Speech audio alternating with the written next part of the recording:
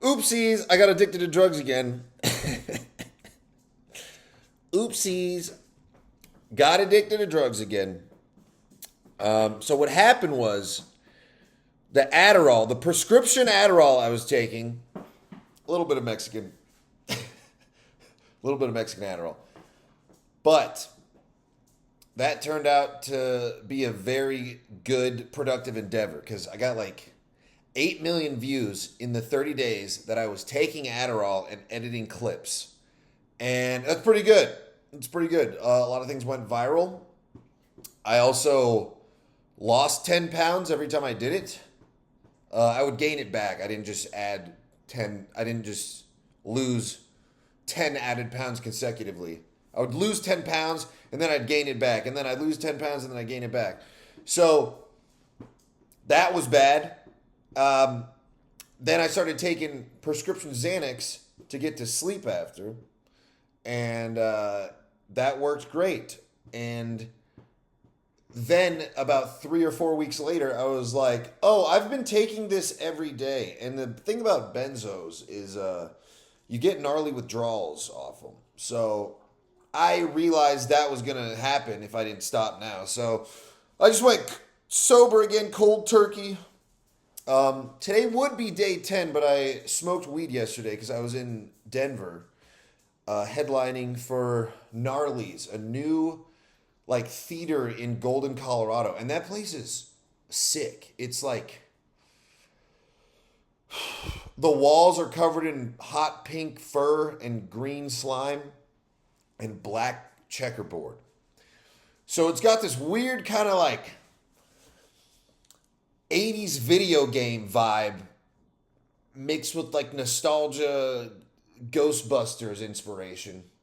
And it's got all these like toys and stuff. I think they started out as a toy store. And then they expanded to a new location. And the stage is very interesting too. It feels like an arena. I mean, it's like seats like 125 people, but it's like stadium seating, and then it's like stadium seating, and then the pit is the stage. Usually in stand-up, you're higher up. You want to be on a stage. But this is like recessed, and it adds an interesting element that you're about to face a lion or something. But that was cool. I set a new record for myself. I did an hour and 40 minutes, and it was pretty good the whole time. I mean, there was like 40 people there, which isn't a crazy amount, but it's enough to have a great show. And the first hour, I was just doing like all the material I had. I don't. You guys want to hear this inside shit? But yeah, the last 40 minutes I was just bullshitting, but the first hour was pretty good. And you know, when I came face to face with a dilemma, do I stay sober and power through this show, knowing there could have been something I could have done to do better, or do I get a little high and definitely do well? And the decision seemed kind of obvious. Like, the goal is to get a good result. Whatever it takes to get in there, you got to do what you got to do. So I hit the Benjamin, and I mean, I've also considered, what if I just think I'm better, but I'm not actually? That is, you know, a reasonable concern. But everyone in the staff said that was the best headlining set anyone's ever done there. It hasn't been open that long, but they still said that. So some people would say I crushed for an hour and 40 minutes, which fucking book me on your show. I'll be funny. But the sobriety's a tough issue when you can see the benefits of using. Like, I don't know if you see the theme here, but I will get high and I will build businesses or write a religion or make a homeless charity. I don't know if you guys... I wrote a religion. So the first time when I started with the Adderall, I think I talked about this on the last podcast. I don't remember. But I took a bunch of Adderall and did all of my personal and income taxes and wrote 3 songs and a screenplay and an entire religion. You can go to interdimensionaltemple.com and click philosophy and you will see what I have written with some... I wrote it really fast and misspelled into ChatGPT, and I had it tighten it up for me. I didn't have it write any of the stuff or have it like give me ideas. I just wrote what I had in my mind, and it fixed all the spelling errors. It may have written a line or two. But yeah, I did that shit. So it's like, and I guess there's no measurable benefit to any of that stuff. Well, no, taxes, yes. Okay. I got high and did my taxes. That's the point I should be arguing here. No, I'm not saying you. I'm not trying to, I don't want to advocate for drug use to anyone. I don't think you should do it. I don't think I should either, except I do think I should, but I think that's a me thing, and you shouldn't try to be like that. See, I didn't start blowing up on social, or like attempting to blow up and go viral on social media until about like 2-3 years ago. And the reason is because I had just gone sober, and I didn't want to like publicize myself as someone with a drug problem, essentially. And so when I got sober, I was like, okay, now I can be a figure to look up to, a role model. And now I feel okay with putting myself out there. But then that didn't last. And then I realized that mushrooms are awesome again. And now we're at a crossroads because I've already got the ball rolling. And I mean, if I just decided to pull the plug and you're like, you know what, I'm just going to kick back and not post anything while I get high. That sounds like a bad idea and a recipe for destruction. So I got to just keep on keeping on. So I guess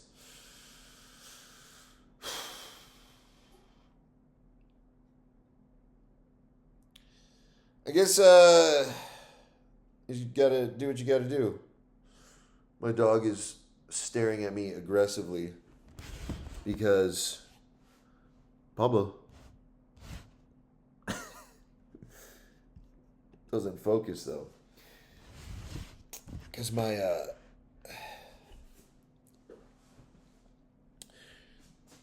that storm blew a chunk of my fence down. It was about to come down anyways. I'm not that surprised that I'm kind of surprised that it took this long. But yeah, Pablo's locked in here now. Because he will potentially run out and bite a child. So we got to make sure that doesn't happen. And let's see. I went to a Bitcoin convention in Vegas before Colorado, and that was... It was kind of interesting. It wasn't that... I'm a fan, and I wanted to know more about it and see... I wanted to put, like, faces behind... You know, because you can read a lot about it, but you don't really know what kind of people. And it turns out they're nerds. They're all dorks.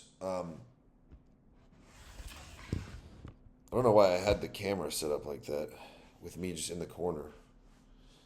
It did feel comfortable though. This feels a little too aggressive, like we're too head on. But yeah, Bitcoin people are weird and they don't have a sense of humor. I met MySpace Tom. I didn't even realize it was him. Someone just introduced me and they're like, "Oh, that's my friend Tom." And I was like, "Hey, what's up, Tom? How you doing?" And then later I saw them post that it was MySpace Tom. I'm like, "Oh, that guy changed the world." MySpace was the best social media. Everything sucked since then. Learn how to code. Force people to listen to your song. And it encouraged wall posts. That was the best part about MySpace. People would just fucking hype each other up. "Hey girly, you're fabulous." Heart, star, whatever we used before emojis. It incentivized like more connection, I think. Cause then Facebook came along and I don't know. I got sent to boarding school when MySpace was a thing, and then I came out and Facebook was a thing, and it just had a whole different vibe to it. And then Instagram's weird. It's like you just lurking at people's pictures, and you don't even. I mean, most of the people that I see when I'm scrolling, I don't follow them. I don't comment. I don't. I'm just. But I'm forming this opinion of someone who would have no idea that I exist. So it's like a one-way connection. But a one-way connection is what's unhealthy. You need a two-way connection. You need them to understand you, and you need to understand them. Because when it's one way, it just... Like when you look at a famous person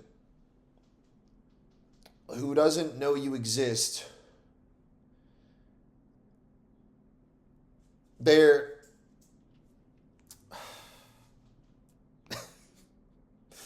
I got really high before this. I should have done this before I got high. Then I wouldn't have gotten high. I'm trying to go back to being sober. But I forgot that I also do a podcast and that some people watch this.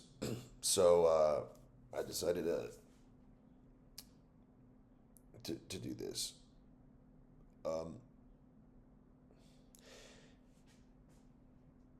Because when you, like, if you idolize a famous person or you are following a famous person, whatever actions or beliefs they're attached to will just be perceived through a much different lens. Because, I don't know, sometimes you can have an opinion on someone and then you can get to know them and then you're like, "Oh, they suck. I don't care what they think." You know? And I don't think you can do that without knowing someone. I don't think you can just look at someone and be like, "No." I mean, for the most part, that is true. But I don't think you can get a good read on how someone treats others as much as how they treat you. Or maybe I'm just autistic. I don't know. Either way, MySpace was the best social media, and all the other ones are bad for you. Um, they had a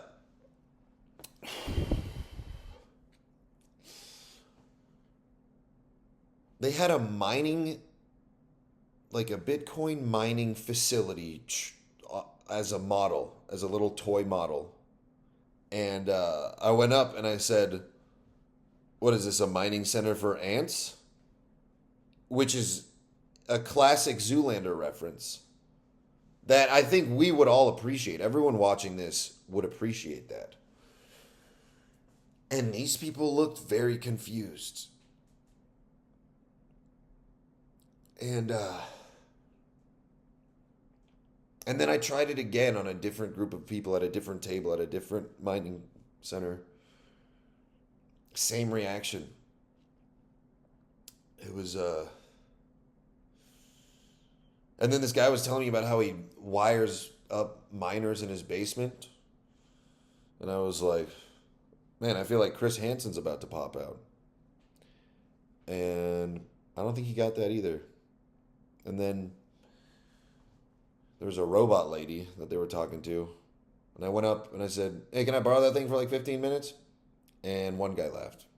And the rest of them, everyone just looked confused. They didn't know anything else except about Bitcoin. That's all they could talk about. They couldn't veer off. Except this one group of guys. I don't think they were in Bitcoin. I think they're like in construction or something, which kind of emphasizes my point. But we were talking about Hitler and Nazi Germany and stuff. Cool stuff. Cool, great guys. And then they started asking me about the company that united all of us in that room. And I realized I wasn't supposed to be in that room. I just kind of wandered in because I saw free food. And that's when I realized I don't have any basis to lie off of. So I was just like, all right, it's nice meeting you guys. And I just got up and left. But the point is, guys, I just want you to realize how much goddamn willpower I have. That I can recognize a problem as it's happening before it gets too bad, pull the plug, go fully sober, cold turkey, and just stay like that for 9 days. That is impressive. You couldn't do that, all right? Try it. Don't try to get on drugs and then go sober. Just try to, I assume you're already on drugs if you're watching this. Just try to go sober for 9 days. See if you can do it. You can't. Because you don't have the power of the mind that I have. And I got here from taking a bunch of... Listen, I don't make the rules. It's...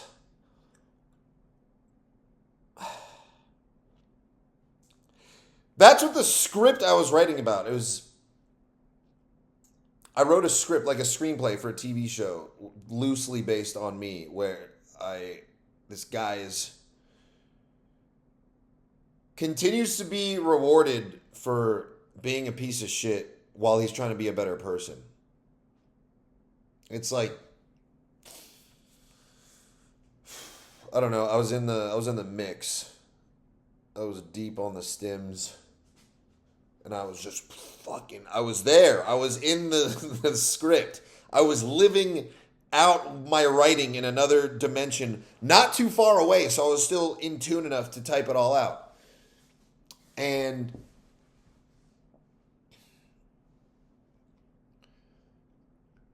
that's so much fucking work to make that turn into a reality. I'm going to have to do it eventually. But the music stuff is very attainable. And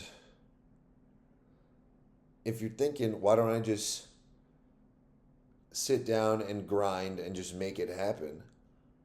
Well, so you want me to take Adderall, is what you're saying. And I said before that it's sacrificing vanity for success, but that was completely understating what health is.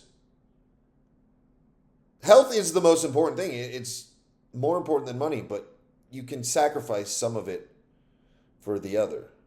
But in the end, you're going to want the other. Maybe not. Maybe that's just a thing people say. Maybe there's a bunch of rich people that die, and on their deathbed, they're like, I'm so glad I just spent all my time stacking that paper than wasting my time on all this bullshit. And he just like looks at his wife.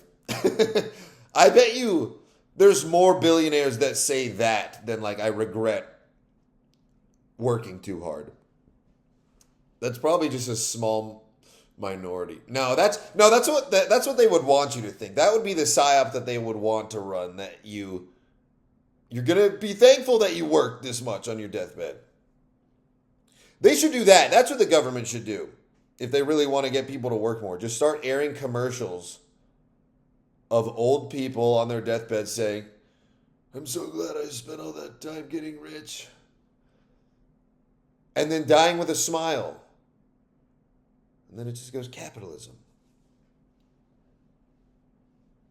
Die happy.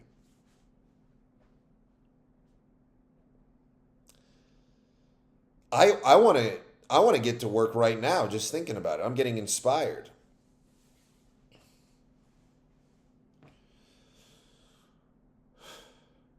But yeah, going sober is one of the hardest things you can do in life if you're not sober. So if you're able to be an addict and then be sober, then you're stronger than everyone. That takes that was a torture tactic they used in Vietnam. They would feed the prisoners opium, and then they would just stop one day, get them addicted, and just give them withdrawals. They'd hide it in their eggs or something. I didn't verify that. I heard that a really long time ago. And that's the biggest threat with AI. The most imminent and immediate threat that AI poses on us right now is doubling our workload, because now we have to double check everything to make sure it's not fake. Everything's potentially just made up now. And now you have to do an extra step where you're like, oh, I saw the video. That's not enough anymore.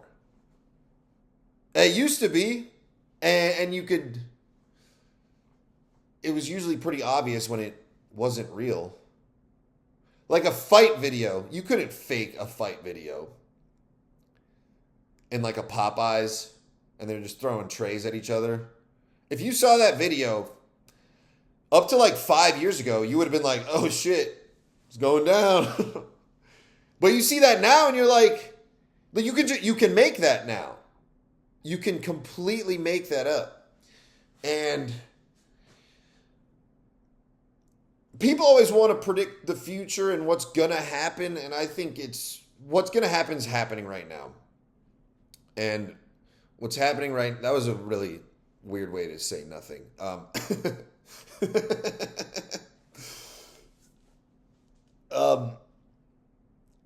What's happening right now is you can't trust anything you see anymore.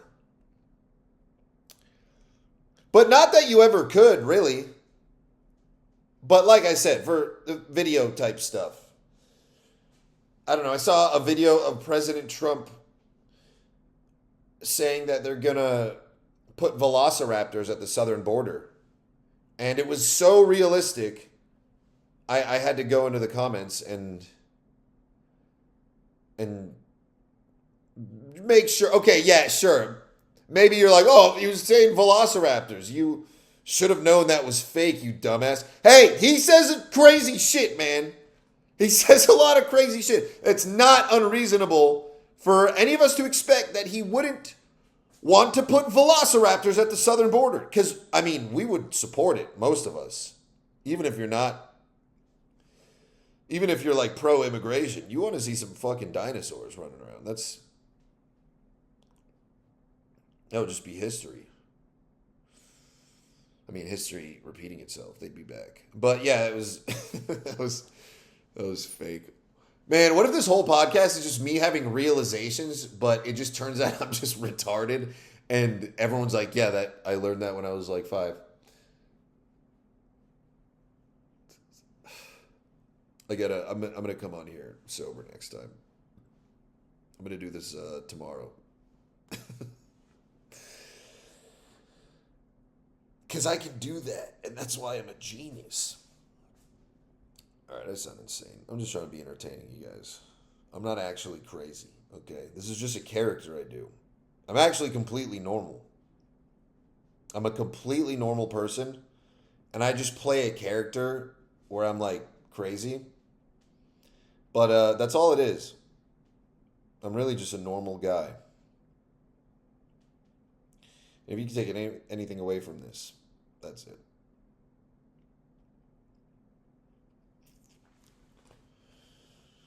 Yeah, I haven't watched the Gnarly's Hour 40 special, or not special. Uh,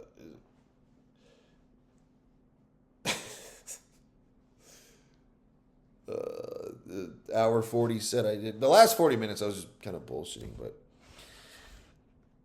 an hour and 40 minutes, I have so many clips to edit. And I'm gonna be tempted to do Adderall. And I think that's the right move. All right, I'm out.